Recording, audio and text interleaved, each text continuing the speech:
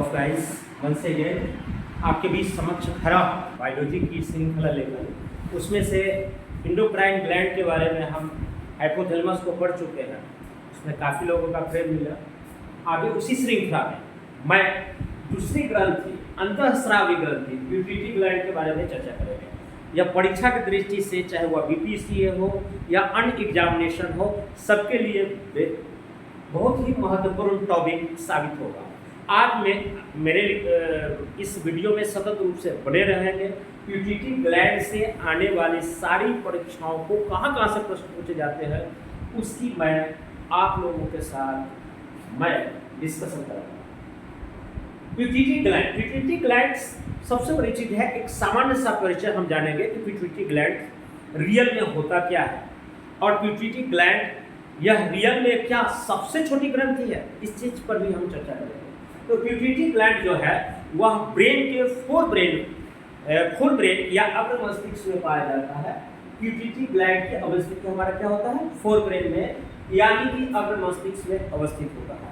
यह मटर के दाने के साइज का आकार होता है। इसका वेट जो होता है 0.6 ग्राम होता है। आपको पीछे ब्लैक बोर्ड पर दिख जाएगा। और इसकी अवस्थिति जो होती है यह स्फोनाइड नामक एक हड्डी के गड्ढे में अवस्थित होता है जिसे टर्सल कोशिका के नाम से भी जाता है। यह टर्सल कोशिका के नाम से भी जाना जाता है कि नहीं? या सेल टर्सिका के नाम से भी जाना जाता है। इसका साइज जो होता है वुमेन्स में मैन की तुलना में यानी कि औरत में पुरुषों की तुलना में ज्यादा बड़ी होती है। लेकिन इसका आकार और भी ज्यादा बड़ा हो जाता है जब कोई महिला गर्भ धारण किए हुए रहती है या प्रसव काल से गुजरने वाली होती है। उस समय इसका आकार और साइज बढ़ जाता है। यानी यह बहुत महत्वपूर्ण अंतःस्रावी ग्रंथियों में से एक माना जाता है। इसे मास्टर ग्लैंड भी कहा जाता है। तो मास्टर ग्लैंड इसलिए कहा जाता है क्योंकि यह 7 प्रकार की अंतःस्रावी ग्रंथियों पर कंट्रोल करता है। दूसरी नंबर कि यह सबसे ज्यादा 11 प्रकार के हार्मोन का सिक्रेशन करता है। इन सभी कारणों को मिलाकर ही इसे मास्टर ग्लैंड कहा जाता है। यानी कि हमने हाइपोथैलेमस के केस में कहा था कि वह मास्टर और मास्टर ग्लैंड है, जबकि पिट्यूटरी ग्लैंड जो है एक मास्टर ग्लैंड। अब इन सारी चीजों को हम लोगों ने चर्चा कर लिया है। लेकिन बहुत जो विवादास्पद चीज ये लगती है, मैं उस पुस्तिका का नाम नहीं लेना चाहता हूँ या सभी छात्रों में पढ़ा जाता है कि सबसे छोटी ग्रंथि कौन होती है, तो पीयूष ग्रंथि होती है। यह सामान्यतः लूसेंट या अन्य किताबों में लिख दिया जाता है। लेकिन एनसीईआरटी की किताब में यह दिया हुआ है कि सबसे छोटी ग्रंथि जो होती है वह पिनियल ग्लैंड होता है, ना कि पीयूष ग्रंथि या पिट्यूटरी ग्लैंड होती है। क्योंकि सबसे छोटी ग्रंथि पिनियल ग्लैंड और दूसरी सबसे छोटी ग्रंथि पीयूष ग्रंथि होती है। यह जनरल इंफॉर्मेशन आप लोगों को पीयूष ग्रंथि से संबंधित बता दिया। इसकी पिट्यूटरी ग्लैंड के स्ट्रक्चर को जानेंगे तो इसको मोटा मोटी हम 3 वर्गों में बांट देते हैं। एक होता है इंटरमीडिएट आपका इंटीरियर लॉब्स, 3 वर्गों में बांटते हैं। उसमें एक होता है इंटीरियर लॉब जिसको अग्र पाली भी कहा जाता है। एक और नाम से जाना जा सकता है, इसको कहा जाता है एडिनोहाइपोथेसिस। यानी यह पूछा जा सकता है किस भाग को एडिनोहाइपोथेसिस कहा जाता है, एंटीरियर लॉब्स को कहा जाता है या अग्रपाली को कहा जाता है। मीड वाले भाग को कहा जाता है आपका यह कम विकसित होता है, इसको इंटरमीडिएट लॉब्स कहते हैं, मध्य पाली कहा जाता है। और जब जो पश्च पाली होता है यानी कि तीसरा जो होता है वह पश्च पाली कहलाता है या पोस्टीरियर लॉब्स कहलाता है, इसी को न्यूरोहाइपोथेसिस कहा जाता है। यह 3 खंडों में बांटा जाता है सुविधा की दृष्टि से, अध्ययन की दृष्टि से पिट्यूटरी ग्लैंड को। इसको अग्रपाली, मध्यपाली, पश्चपाली हिंदी मीडियम वाले, और जो इंग्लिश मीडियम वाले होंगे anterior lobes, intermediate lobes and posterior lobes. Anterior lobes को एक और अन्य नाम से जाना जाता है एडिनोहाइपोथेसिस, और इसको पोस्टेरियर हाइपोथेसिस को कहा जाता है कि यह न्यूरोहाइपोथेसिस कहा जाता है। एक चीज और कहते हैं, यह मध्यकालीन, यह पूछा जा सकता है कि आपका जो है पिट्यूटरी ग्लैंड्स का कौन सा भाग अल्प विकसित या अर्ध विकसित होता है, तो वो यह मध्य भाग इंटरमीडिएट लॉब्स होता है। ध्यान से देखिएगा, इससे किसी भी प्रकार का हार्मोन का सेक्रेशन नहीं हो रहा है, या तो हार्मोन का सेक्रेशन जो है पश्चपाली से हो रहा है, पोस्टेरियर लॉब से हो रहा है, या फिर इंटरमीडिएट लॉब से हो रहा है। इंटरमीडिएट लॉब से जो हार्मोन का सेक्रेशन होता है उसमें एसटीएच आता है, एलटीएच आता है, एसीटीएच आता है, टीएसएच आता है, एलटीएच आता है, डायवेटोजेनिक हार्मोन आता है, और एमएसएच आता है। अभी आप यह नाम सुनकर आश्चर्य में पड़ जाएंगे, रियल में होता क्या है, बहुत आसान है। जैसे आप लोगों को हाइपोथैलेमस में पढ़ाए थे उसी तरह से ये भी आसान मैं कर दूंगा, बहुत आसान भाषा में आपको समझा दूंगा। जबकि पोस्टेरियर लॉब से या पश्चपाली में वेसोप्रेसिन और ऑक्सीटॉक्सिन का सेक्रेशन होता है, ऑक्सीटॉसिन और वेसोप्रेसिन का ही सेक्रेशन होता है। तो आप देख रहे हैं कि कहीं से भी इंटरमीडिएट या मध्यपाली से मानव में यह अल्प विकसित रूप होता है, इससे कहीं से हार्मोन का सेक्रेशन नहीं होता है। एक क्वेश्चन और भी पूछा जा सकता है कि पिट्यूटरी के किस भाग से किसी भी हार्मोन का सेक्रेशन नहीं होता है, तो ये होगा इंटरमीडिएट लॉब से या मध्यपाली से। सबसे ज्यादा जो होता है वो एडिनोहाइपोसिस, हाइपोसिस का मतलब ही होता है, ऐसे हाइपर का मतलब ये होता है ज्यादा, इंटरमीडिएट लॉब से यानी कि अग्रपाली से सबसे ज्यादा हार्मोन का सेक्रेशन होता है। ये आपका बेसिक स्ट्रक्चर इंफॉर्मेशन के बारे में आपको बता दिया। अब यह है कि पिट्यूटरी ग्लैंड से कौन कौन से हार्मोन का सेक्रेशन होता है, उसके बारे में एक एक चीज या परीक्षा की दृष्टि से बहुत महत्वपूर्ण है। एक ही बीपीएससी के एग्जामिनेशन में एक ही साल में एक दो क्वेश्चन यही से उठा कर डाल दिए, इसलिए परीक्षा की दृष्टि से यह बहुत महत्वपूर्ण है। यस, दूसरी सबसे छोटी ग्रंथि है, लेकिन हार्मोन के सेक्रेशन की दृष्टि से सबसे ज्यादा हार्मोन सेक्रेशन करने वाला पिट्यूटरी ग्लैंड होता है। इससे लगभग 11 प्रकार के हार्मोन का सेक्रेशन होता है, उसमें 10 से 11 प्रकार के हार्मोन का हम लगभग पूरे हार्मोन की चर्चा हम करा दे रहे हैं। ऑक्सीटॉक्सिन, इसी को ऑक्सीटोसिन को एक क्वेश्चन पूछा जा सकता है, ऑक्सीटोसिन को ही पीटोसिन हार्मोन भी कहा जाता है, इसलिए घबराना नहीं है। ऑक्सीटोसिन हार्मोन जनरली आप लोग देखते होंगे कि जिसका गाय या भैंस के बछड़े या बछड़ियां डेथ कर जाती है, बच्चे नहीं होते हैं, उनको इसी 50 पैसे के सिरिंज से ऑक्सीटोसिन देकर दूध को ये स्रावित किया जाता है स्तन में। इस प्रकार से इसीलिए इसको ऑक्सीटोसिन का भी वहां यूज कर लिया जाता है। लेकिन ऑक्सीटोसिन हार्मोन या पीटोसिन हार्मोन को ही बर्थ हार्मोन भी कहा जाता है, बर्थ हार्मोन कहा जाता है, इसी को लव हार्मोन कहता है, इसी हार्मोन को प्रेगनेंसी हार्मोन भी कहा जाता है। इसी ऑक्सीटोसिन का जब माँ जो है शिशु को जन्म देने वाली होती है, तो ऑक्सीटोसिन हार्मोन ही टॉक्सिन हार्मोन ही ज्यादा उत्तेजित होकर एज ए कैटलिस्ट के रूप में काम करती है और रिलैक्सिन का स्राव करवा पाती है, ताकि रिलैक्सिन के कारण ही बच्चे आसानी से गर्भ नाल या गर्भ छिद्र से आसानी से वह बाहर निकल पाता है। यही कारण देखते होंगे कि जब बछड़ा या बछड़ी जन्म लेती है उस समय आप उसको छुइएगा तो काफी वह चिकना पदार्थ होता है, जो हाथ से फिसल जाता है, वह कुछ और नहीं बल्कि रिलैक्सिन होता है। उस रिलैक्सिन के सेक्रेशन कराने में भी ऑक्सीटोसिन या pitocin hormone as a catalyst के रूप में भूमिका निभाता है।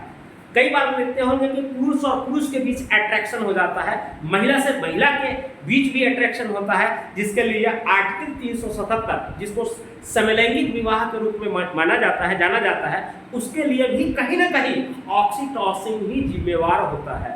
तो ये सारी चीजें हमने आपको कह दिया। और बर्थ के समय वही रिलैक्सिन का सेक्रेशन करता है, इसलिए इसे बर्थ हार्मोन भी कहा जाता है। और प्रेगनेंसी के पीरियड में इस हार्मोन का सेक्रेशन बहुत ज़्यादा बढ़ भी जाता है, इसीलिए इसे प्रेगनेंसी के समय भी हार्मोन कहा जाता है। लेकिन एक चीज इसका प्लस पॉइंट ये भी है प्रेगनेंसी के पीरियड में जो प्रसव पीड़ा होता है, अगर प्रसव पीड़ा से कई बार महिलाओं की मौत हो जाती है, जो आए दिन समाचार में या हॉस्पिटलों में या देखने सुनने को मिलता है गांव समाज में, जो बेहद बेहद दुख की बात है, शोरों की बात है। लेकिन प्रकृति ने इसका एक आवरण हमारे अंदर बना के रखा है कि जिस प्रसव पीड़ा के समय से गुजरती है महिला, उस प्रसव पीड़ा को कम करने का काम भी ये ऑक्सीटोसिन करती है। इसीलिए प्रसव पीड़ा का जो पेन होता है उसको कम करने का काम भी ऑक्सीटोसिन करता है। इतना महत्वपूर्ण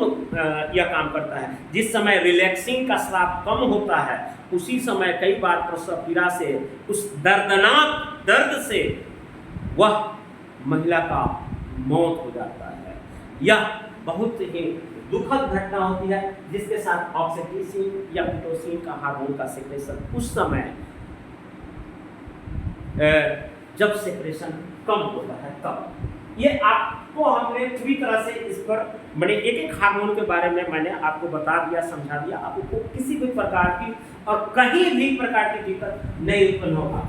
एसटीएच, जहां एस लिखा रहा है आप उसको स्टिमुलेटिंग शब्द को समझ लीजिएगा। एसटीएच इसी को कहा जाता है ग्रोथ हार्मोन, इसी को कहता है सोमेटोसिन, सोमेटोसिन भी कहा जाता है। अगर एसटीएच का सेक्रेशन कम होता है तो आदमी ड्वार्फ यानी कि बौना पैदा होता है, और यही एसटीएच का सेक्रेशन जब ज्यादा होता है तो आदमी गैग्नेटिक्स यानी कि लंबा ज्यादा उत्पन्न होता है। इससे पीपीएससी ने सवाल पूछ चुका है। तीसरा होता है एसीटीएच हार्मोन, इसी को फुल फॉर्म में कहते हैं एड्रिनो कॉर्टिसियोटॉर्पिन हार्मोन। एसीटीएच के कारण ही जब बच्चा चाइल्ड रहता है तो लड़का हो या लड़की, उनके अंदर शारीरिक रूप से बहुत ज़्यादा स्ट्रक्चर में, बाहरी बनावट में बहुत ज़्यादा परिवर्तन नहीं होता है, लेकिन यह एसीटीएच ही रिस्पॉन्सिबल होता है कि लड़का या लड़की के बीच में प्यूबर्टी एज का मतलब यह होता है कि जब वह यौवना अवस्था पर कदम ताल डालना चाहता है तो उसमें एक कई प्रकार की शारीरिक रूप से बनावट में परिवर्तन आते हैं, चेंजेज आते हैं। जैसे आवाज का पतला होना, बाल आना, दाढ़ी आना पुरुषों में, महिलाओं में पक्ष स्थल का उभार आना, ये सभी प्रक्रियाएं एसीटीएच के कारण होती है। इसीलिए इसे प्यूबर्टी एज में चेंज करने वाला हार्मोन भी कहा जाता है एसीटीएच को। चौथा जो है प्रोलैक्टिन। प्रोलैक्टिन जो है कई बार होता है क्या है कि प्रोलैक्टिन के कमी से कारण मां के स्तनों में दूध सही से उतर नहीं पाता है, प्रोलैक्टिन की मात्रा से, यानी कि दूध की मात्रा नहीं आ पाती है। या कई महिलाओं को देखते होंगे कि दूध का स्राव उनके स्तन से गाहे बगाहे होते रहता है। वह जो अनियमितता है वह प्रोलैक्टिन की अनियमितताओं के कारण होता है, यानी कि क्वांटिटी नहीं या क्वालिटी नहीं। क्वालिटी की बात नहीं है तो क्वालिटी का मतलब होता है गुणवत्ता। क्वांटिटी ऑफ मिल्क किसी मेमल्स ग्रुप में या किसके द्वारा निर्धारित किया जाता है, यानी कि दूध की मात्रा का कितना सेक्रेशन कराना है, यह मेमल्स ग्रुप में यह कौन करता है, प्रोलैक्टिन निर्धारित करता है। और पांचवा होता है टीएसएच। टीएसएच को कहता है थायरोट्रोपिक या थायराइड स्टिमुलेटिंग हार्मोन। इसी से थायराइड ग्रंथि से थायरोसिन हार्मोन का सेक्रेशन होता है। इसी थायरोसिन हार्मोन के कारण अगर होता है उसका सेक्रेशन तो घेंघा रोग हो जाता है, ग्वाइटर रोग हो जाता है, खासकर पहाड़ी इलाकों में ज्यादा होता है। इसको रेगुलेट करने का काम कौन करता है, टीएसएच को करता है कि थायराइड को यह स्टिमुलेटिंग करता है कि आप जो है थायराइड ग्रंथि को यह स्टिमुलेटिंग करता है, एक कैटलिस्ट के रूप में काम करता है कि आप जो है थायराइड ग्रंथि थॉरक्सिन हार्मोन का सेक्रेशन कीजिए ताकि किसी को घेंघा रोग न हो सके। तो ये उसका भी रेगुलेशन करने का काम यह करता है। आपको टीएसएच, टी से पकड़ लीजिए, थायरॉक्सिन कहाँ होता है, यह गला में थायरोसिन के कारण। जीटीएच इसको कहते हैं गोनेडोट्रोपिक हार्मोन। गोनेडोट्रोपिक हार्मोन एक प्रकार से यहाँ से बीपीएससी को बड़ा फ्रेम है, बार बार प्रश्न पूछे गए हैं। गोनेडो, इसी से गोनोरिया, सिफिलिस और सेक्सुअल संबंधी रोग होते हैं, खासकर महिलाओं में ये चीजें सेक्सुअल डिजीजेज पा जाते हैं। गोनोरिया होता है, सिफिलिस होता है, जिसमें बेहद महिला कामुक हो जाती है, जिसमें वह रिश्ते और नातों का भी ध्यान नहीं रखती है, और यह एक प्रकार का मनोरोग होता है। या जिस प्रकार का मनोरोग होता है जिसमें सेक्सुअल पावर एंजाइटी बहुत ज़्यादा बढ़ जाता है, वह इसी हार्मोन के ज़्यादा सेक्रेशन के कारण होता है। इस हार्मोन को, गोनेडोट्रोपिक हार्मोन को, दो वर्गों में बांटा जाता है। एक होता है एफएसएच और एक होता है एलएच। एफएस को कहते हैं फोसाइल स्टिमुलेटिंग हार्मोन। जिस महिला का अंडोत्सर्ग सही रूप से ओवम में नहीं बन पाता है, उनको यही दवा दिया जाता है। अभी किसी भी मेडिकल स्टोर में जाइएगा या जहाँ स्त्री रोग विशेषज्ञ है, जहाँ जिनके बच्चे नहीं होते हैं, उन्हें यही दवा दिया जाता है, एफएसए, फोसाइल स्टिमुलेटिंग हार्मोन, जो महिलाओं में ओव्यूलेशन करता है। ओव्यूलेशन का मतलब होता है अंडा बनाने वाले। अंडा अगर प्रॉपर ढंग से नहीं बन रहा है तो इसके कारण वह अंडा बन पाता है महिलाओं के अंदर, और अंडोत्सर्ग प्रॉपर ढंग से हो सके। और पुरुषों में होता है शुक्राणु जो है ढंग से बन पाए, इसको स्पेटोमेटोनोसिस भी कहा जाता है। यह एक कैटलिस्ट की भूमिका निभाता है, जिससे शुक्रजन या शुक्राणु कीटों की संख्या में वृद्धि करता है या स्टिमुलेट करता है, उसकी प्रोडक्शन को बढ़ा देता है कि नहीं। लेकिन एक होता है ल्यूटिनाइजिंग हार्मोन, ये भी क्या करता है, या मेल और फीमेल ये भी दोनों में पाया जाता है। एलएच जो होता है ये टेस्टोस्टेरोन और एस्ट्रोजन, ये डायरेक्ट रूप से शुक्रजन को स्टिमुलेटिंग करने का काम करेगा। यह अंडोत्सर्ग का स्टिमुलेटिंग या कैटलिस्ट की भूमिका निभाता है।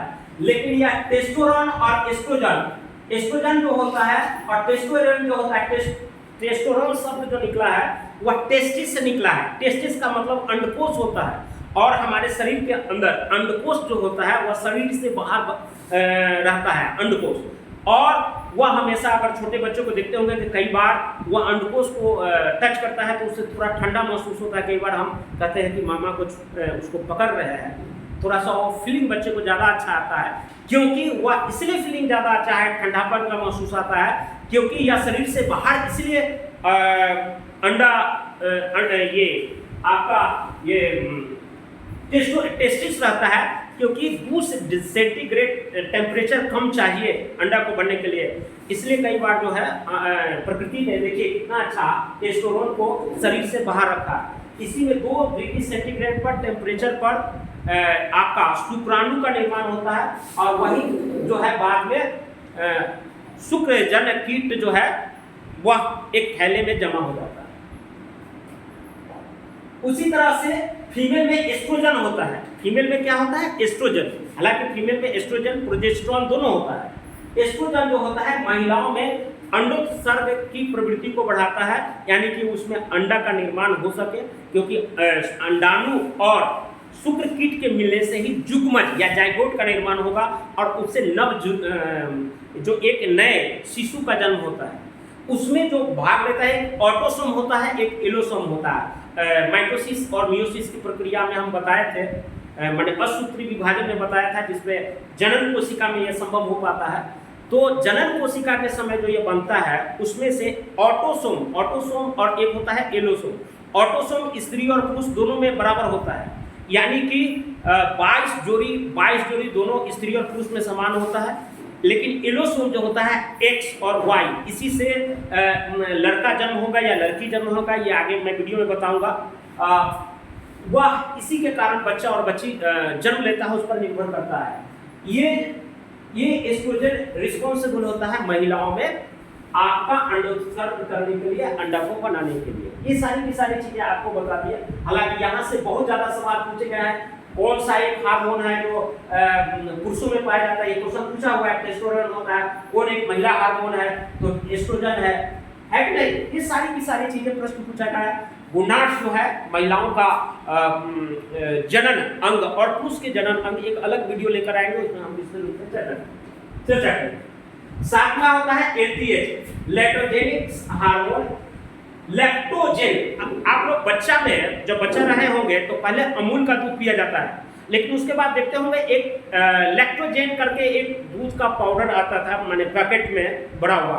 ये शब्द जो भी लिया गया है यहीं से लिया गया है, LTH से, लैक्टोजेनिक हार्मोन। लैक्टोजेनिक का मतलब ही होता है मिल्क से रिलेटेड, यानी कि वुमेन में दूध की मात्रा ब्रेस्ट में, माने स्तन में, जब वह शिशु को जन्म देती है उसके बाद ब्रेस्ट में जो दूध बनता है वह इसी लैक्टोजेनिक हार्मोन के कारण बन पाता है। यही लैक्टोजेनिक हार्मोन जिस महिला में कम होता है उसके स्तन में दूध का स्राव कम होता है, और जिसमें ज्यादा होता है उसमें दूध का स्राव ज्यादा होता है, यानी कि वह बहुत जरूरी है बच्चों के स्तनपान कराने के लिए LTH। उसके बाद होता है MSH, मेलेनोसाइट स्टिमुलेटिंग हार्मोन। इसको क्या कहता है? MSH एम से मेलेटोनिन होता है, मेलेटोनिन नहीं, मेलेटोनिन नहीं, मेलेटोनिन और मेलानिन के बीच अंतर है। ये शब्द एक जैसा सुनने में लगता है, इन दोनों की चर्चा में कराता हूं। इससे निकलता है MSH से मेलेटोनिन नहीं निकलता है, मेलानिन निकलता है, और मेलानिन के कारण ही स्किन का कलर हमारा निर्धारित होता है। धूप में निकला न करो रूप की रानी, तेरा रंग गोरा न काला पड़ जाए। किशोर कुमार ने गाना गाया था, इन्हें ही लिखा गया था, क्योंकि धूप जैसी सनलाइट में सबसे ज्यादा जो सेक्रेशन होता है वह जो होता है वह मेलानिन का कारण होता है। इसी मेलानिन के कारण साउथ अफ्रीका के देखेगा, जो जोग्राफिकल लोकेशन देखेगा तो यह विषुवत रेखा के एकदम बिल्कुल बीचों बीच पड़ता है। इस कारण से वह सूरज की रोशनी सीधे पड़ती है तो धूप ज्यादा रहेगी, ज्यादा समय तक रहेगी, इसलिए वहां के लोग काले होते हैं। इसी कारण से काले होते हैं कि उसमें क्या निकलता है? मेलानिन। मेलानिन क्यों ज्यादा सेक्रेशन होगा? जितना ज्यादा सनलाइट उतना ही ज्यादा मेलानिन का सेक्रेशन। इसलिए गोरे और काला होना सब भगवान का कुदरत नहीं है, ये मेलानिन के सेक्रेशन के का यह कारण है। या अगर देखे होंगे कि जो गोरा सबसे ज्यादा व्यक्ति होगा उसी को तिल भी होता है, तिल, काला काला तिल, और वह ज्यादा स्पष्ट नहीं। गोरा व्यक्ति को ही ज्यादा तिल क्यों होता है? तो वह तिल जो है कंसंट्रेशन कर लेता है, पूरी काली के चीजों को एक जगह पर कंसंट्रेशन कर लेता है, तो स्किन का और भाग जो है वह ज्यादा चमकदार और साफ हो जाता है। ये इसके पीछे एक साइंटिफिक कारण ये है। तो तिल जो बनता है वह मेलानिन के कारण ही होता है। ये स्किन का कलर गोरा करना, काला करना। अगर सेक्रेशन ज्यादा हो गया तो काला हो जाएगा, और ज्यादा सेक्रेशन जब यह कम सेक्रेशन करेगा तो व्यक्ति व्हाइट रहेगा, है कि नहीं? इसके पीछे यही कारण है। और सनलाइट जैसे जैसे बढ़ाएंगे मेलानिन का सेक्रेशन बढ़ जाएगा, जैसे सनलाइट को घटाएंगे मेलानिन का सेक्रेशन घटने लगेगा, है कि नहीं? इसलिए कई लोग टेनिन पहनते हैं, टेनिन कराते हैं। टेनिन का मतलब होता है कि देखते होंगे बड़े बड़े शहरों की लड़कियां पूरा कवर करके चलती है पूरा स्किन को, इसलिए स्किन को कवर करके चलती है ताकि उसके सनलाइट नहीं पड़े और उसकी गोरापन ताजगी बनी हुई है। एक होता है मेलेटोनिन, या ऐसे ही इसी प्रकार से सबसे मिलता जुलता है, लेकिन दोनों का फंक्शन अलग अलग है।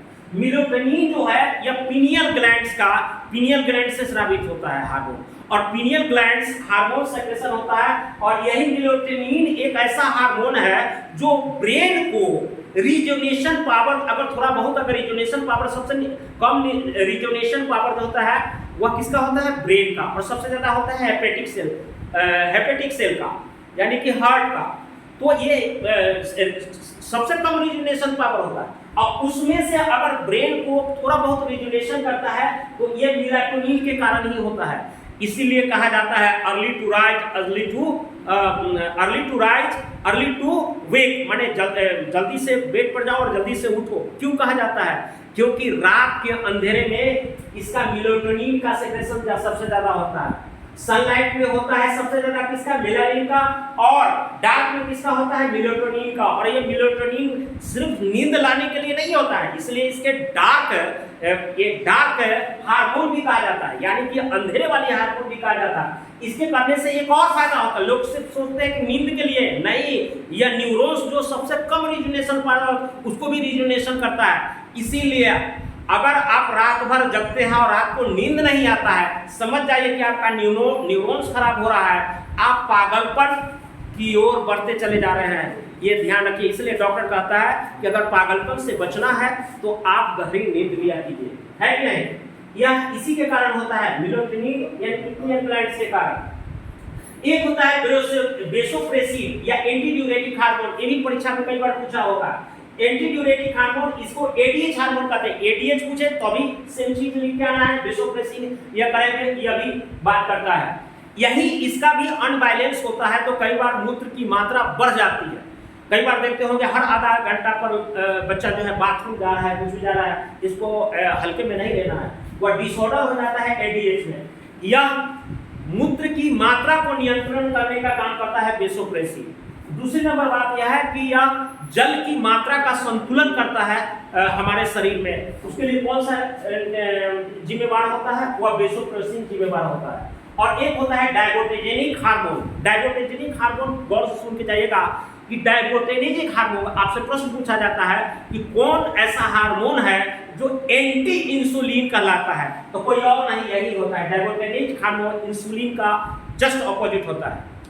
यह कार्बोहाइड्रेट का उपापचय करता है, और कार्बोहाइड्रेट में क्या होता है? शकरा, और शकरा का मतलब होता है चीनी, और चीनी से क्या हो जाएगा? मधुमेह।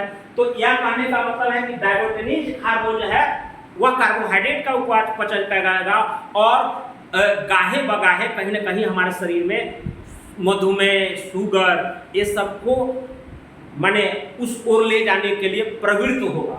इसीलिए, और इंसुलिन क्या करता है कि जस्ट जो है ऑपोजिट काम करता है, मधुमेह रोग से बचाता है हमको। इंसुलिन जो अग्नाशय के बीटा सेल से निकलता है, मैं बताऊंगा अग्नाशय जब पढ़ाऊंगा उस समय, तो उससे निकलता है। इसीलिए इसको क्या करता है? इंसुलिन के विपरीत काम करता है, इसलिए इसको कहा जाता है एंटी इंसुलिन हार्मोन, है कि नहीं? और यह कार्बोहाइड्रेट का उपापचय करता है, लेकिन कार्बोहाइड्रेट का ज्यादा से ज्यादा करता है, लेकिन साथ ही साथ प्रोटीन का, भोजन का जो मुख्य अन्न अवयव है प्रोटीन और वसा, उसका भी उपापचय करता है। तो इस तरह से आपको पूरा हार्मोन और कौन कौन से हार्मोन का सेक्रेशन कर रहा है, कौन कौन से हार्मोन का ये सेक्रेशन कर रहा है, सबका मैंने चर्चा कर दिया है। हमें लगता है कि यह वीडियो आपके शिक्षा जगत में क्रांति लाए, क्योंकि इतनी स्पष्ट और सुस्पष्ट और बायोलॉजी को बहुत ही ग्रामीण पृष्ठभूमि और ग्रामीण वेशभूषा में रहने वाले छात्रों के लिए भी यह लाभदायक होगा, यह मील का पत्थर साबित होगा, ऐसा मेरा उम्मीद है। दोस्तों में शेयर कीजिएगा, क्योंकि मैं ऐसा बात नहीं बोलता हूं, लेकिन चूंकि यह जनमानस और जनचेतना तक जब तक हमारी यह शिक्षा की अलग नहीं जगाएगी, हमारा देश वाकई में जो सब हम कहते हैं कि विश्व गुरु बनने जा रहा है, वह ऐसे संभव नहीं होगा। उसका एकमात्र साधन है साइंस, साइंस, साइंस, और यानी कि साइंस को जनमानस तक, जनचेतना तक सुलभ कराना। जय हिंद, जय भारत।